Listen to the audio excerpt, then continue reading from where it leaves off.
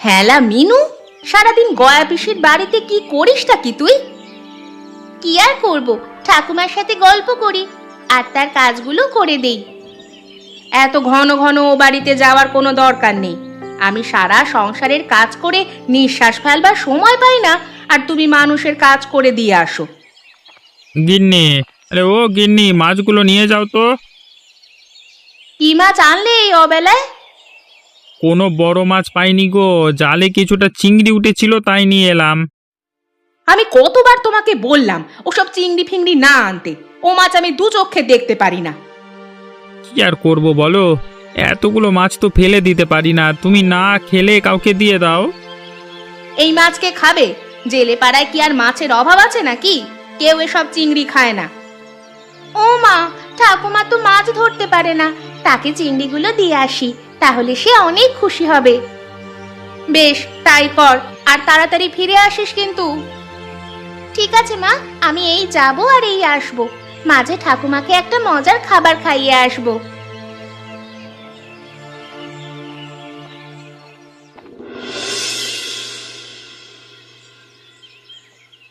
চিংড়ি মাছগুলো ভাজা হয়ে গেছে, যাই এবার এর মধ্যে ছানা আর চিনি দিয়ে দেই।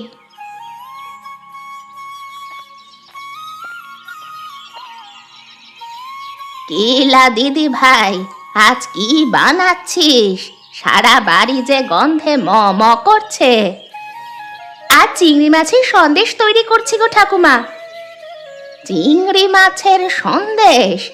এমন খাবারের নাম তো কোনোদিন শুনিনি।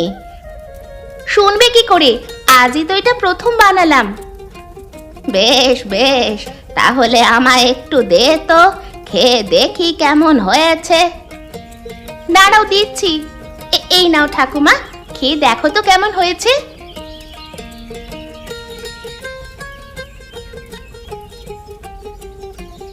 বাবা বাবা বা, খুব মজা হয়েছে তো সন্দেশ খানা। এমন খাবার আগে যে কখনো খাইনি রে নাতনি। সত্যি বলছো ঠাকুমা, সন্দেশটা মজার হয়েছে? হ্যাঁ রে, খুব সুস্বাদু হয়েছে। তবে একটা কথা, এই সন্দেশের কথা কাউকে এখনই জানাস নে। সে কি কথা? মানুষকে না জানালে হবে কি করে ঠাকুমা? আমার যে শখ বড় রাঁধুনি হওয়ার। বড় হেঁসেলের রাঁধুনি আর বড় ঘরের ঘরনি দুইটাই হতে পারবি রে নাতনি। কেবল আমার কথা শুনে কাজ কর। ঠিক আছে ঠাকুমা, এই সন্দেশের কথা কেউ জানতে পারবে না। নাও, এখন আরো কয়েকটা সন্দেশ খাও তো।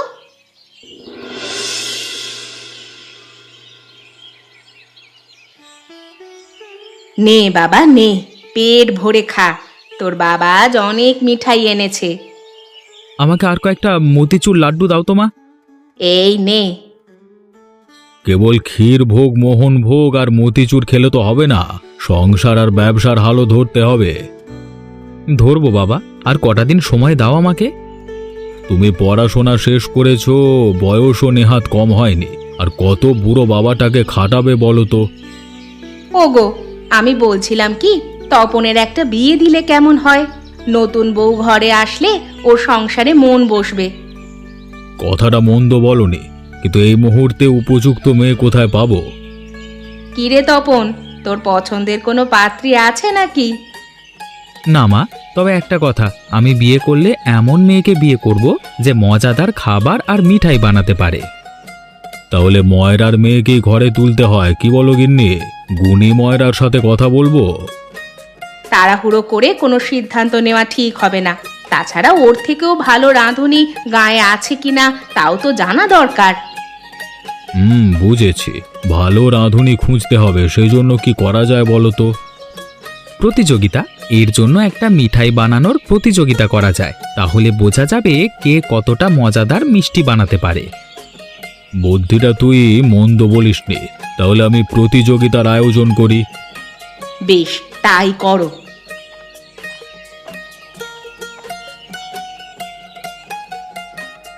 অগিনিমা, দুধটুকু তাড়াতাড়ি রাখো গো, আজ বড্ড দেরি হয়ে গেছে। দে চম্পা, আর কাল আরো 1 সের দুধ বেশি দিয়ে যাস। ঠিক আছে গিন্নিমা, তবে এই মাসের টাকাটা এখনো দাওনি গো। ও বেলা এসে নিয়ে যাস। আর আগামী শুক্রবার আমাদের বাড়িতে মিঠাই বানানোর প্রতিযোগিতা হবে। তুই সব ময়রাদের বলে দিস তো, ওদের ঝি কন্যাদের পাঠিয়ে দিতে। কেবল কি মিঠাই বানানোর প্রতিযোগিতা, নাকি তলে তলে অন্য কিছু আছে? সে সময় হলেই জানতে পারবি, এখন যা। ঠিক আছে, আমি সবাইকে বলে দিবক্ষণ।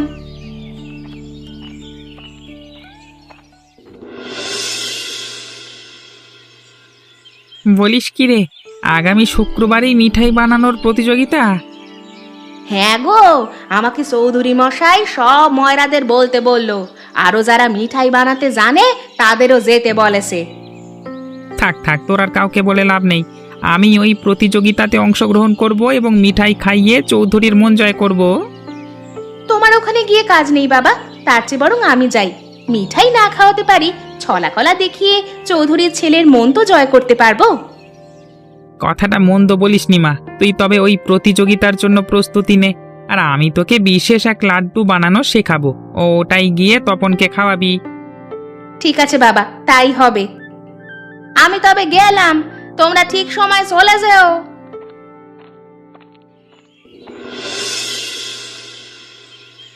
কি বলছো ঠাকুমা, আমি ওই প্রতিযোগিতায় অংশগ্রহণ করব? হ্যাঁ রে, সেজন্যই তো এতদিন ধরে তোকে তৈরি করেছি। তুই যদি কোনোভাবে মিঠাই খাইয়ে চৌধুরীদের মন জয় করতে পারিস, তবে সামনে অনেক সুযোগ পাবি। কিন্তু কি রান্না করব আমি? যা জানি সব তো অন্যরা বানিয়ে আনবে। না রে, তুই এমন এক রান্না জানিস তা অন্য কেউ বানাতে পারে না। কোনটার কথা বলছো ঠাকুমা? চিংড়ির সন্দেশ? হ্যাঁ, তুই কাল চিংড়ির সন্দেশ বানিয়ে নিয়ে যাবি।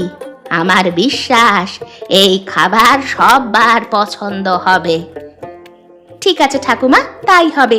এখন আমি যাই, সন্দেশ বানানোর আয়োজন করতে হবে। শোনো সবাই, তোমাদের খাবারের থালায় মিঠাই আর নিজেদের নাম লিখে ওই বড় টেবিলটায় রেখে দাও। কিছুক্ষণ পর আমার একমাত্র সন্তান তপন সেই খাবার খেয়ে দেখবে। যার খাবারে ওর মন ভরবে সেই হবে আজকের প্রতিযোগিতার বিজয়ী, আর বিজয়ীকে দেওয়া হবে এক বিরাট উপহার। এত তাড়াহুড়ো করে লাভ নেই। আজকে আমার খাবারই চৌধুরীর ছেলের পছন্দ হবে, আর আমি তার কাছে উপহার হিসাবে তাকেই চেয়ে নেব। খুশিতে এত আটখানা হইও না মেয়ে। ওই দেখো, জেলে পাড়ার মিনুবতীও এসে গেছে। তোমার প্রতিযোগিতার জেতা এত সহজ হবে না। সে কি কথা, ওই মেয়ে এখানে এলো কেন? ওরা না জেলে, সমাজের নিচু স্তরের মানুষ? রায় চৌধুরী উঁচু নিচুর ভেদাভেদ করে না, বরং জেলে পাড়ার মেয়ে এই অবধি আসায় তিনি খুশি হবেন। খুশি হয়ে লাভ নেই। আজ আমি এমন সুস্বাদু লাড্ডু বানিয়ে এনেছি না, ওটা খেয়ে তপন কুমারের মাথা একেবারে ঘুরে যাবে। যারা এখনো খাবার দাওনি তাড়াতাড়ি দিয়ে দাও, কিছুক্ষণের মধ্যেই বিচার শুরু হবে। যা যা মেয়ে, তাড়াতাড়ি দিয়ে আয়, পরে আর পাবি না। যাবো ঠাকুমা, কিন্তু আমার যে ভয় করছে, কি থেকে কি হয়ে যায় কে জানে। ভয় নেই, আমি আছি তো।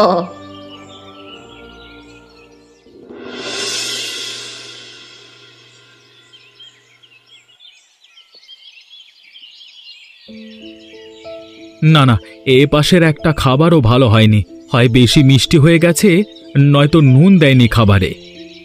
ওই ডান পাশের খাবারটা খেয়ে দেখো কা, লাড্ডুগুলো খুব বড় আর রসালো দেখাচ্ছে। দাঁড়াও মা, দেখছি।